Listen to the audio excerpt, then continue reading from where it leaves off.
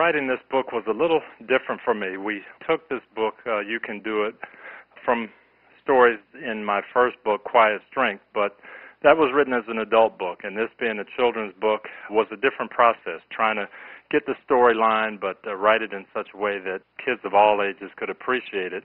And that was difficult for me. My wife does most of the reading to the kids, and so I wasn't really sure exactly the words we should use, but the actual storyline was fun to come up with. We actually wrote the children's book based on a story that didn't get told fully in the adult book, Quiet Strength, and it was about my brother who followed me in school. He was 3 years behind me and wasn't quite the athlete that I was, maybe wasn't as popular as I was because of my sports, but he was very smart and he enjoyed helping people, and he did go on to become a dentist through hard work and a lot of schooling. And so we kind of spun that into a children's story about someone who was looking to do something maybe a little bit different than the normal, and that's how the story of You Can Do It really came about. When I was growing up, my mom and dad probably were my biggest role models. They were both teachers, and they were with us all the time. I looked up to them, the way they taught school, the way they interacted in the community, and the way they taught us as kids.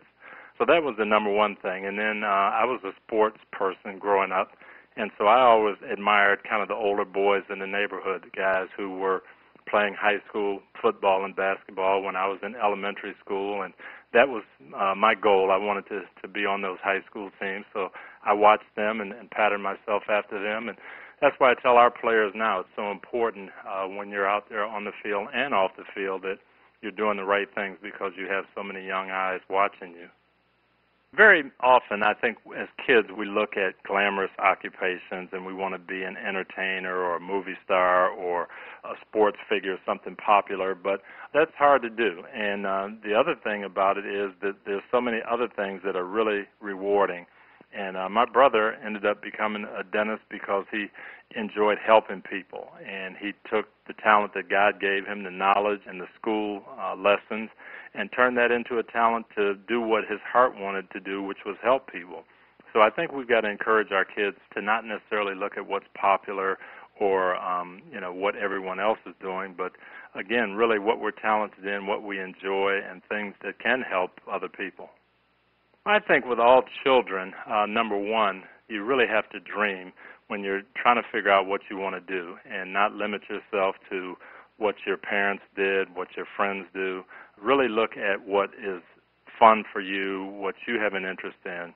That's the most important thing, and to think big, to not limit yourself or not think, oh, I could never do that, and to think outside the box. You know, my brother ended up becoming a dentist. I became a football coach.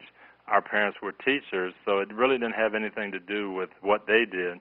It was just things that we enjoyed, and I think as parents we have to do that, to let our kids dream, to expose them to a lot of different things and see what they're interested in.